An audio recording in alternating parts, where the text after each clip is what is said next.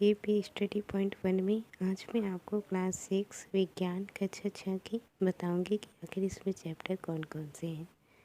यदि आप यूपीएससी या किसी भी एग्ज़ाम देते हैं, कोई सी भी एग्ज़ाम देते हैं, तो आपके लिए एनसीईआरटी पढ़ना मोस्ट इम्पॉर्टेंट हो जाता है। आपका पहला चैप्टर है अध्याय 1 भोजन, यह कहाँ से आता है।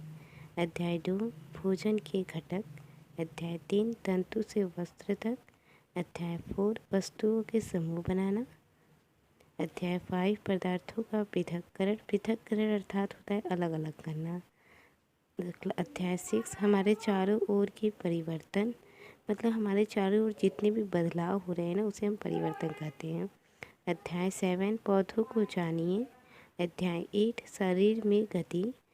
अध्याय 9 सजीव विशेषताएं एवं आवास। आवास अर्थात रहने का स्थान को आवास कहते हैं। अध्याय 10 गति एवं दूरियों का मापन। आखिर गति एवं दूरियां हम जिसे मापते हैं ना, उसे किस किस इकाइयों से मापते हैं, इसके बारे में से बताया जाएगा। अध्याय 11 प्रकाश छाया एवं परावर्तन। प्रकाश जो हमारे पड़ते हैं तो उसकी जो छाया बनती है, और परावर्तन अर्थात एक प्रकाश जब किसी वस्तु या किसी चीज़ से टकरा कर वापस लौट जाती है तो उसे परावर्तन कहते हैं। अध्याय 12 विद्युत तथा परिपथ। अध्याय 13 चुंबकों द्वारा मनोरंजन। अध्याय 14 जल। अध्याय 15 हमारे चारों ओर वायु।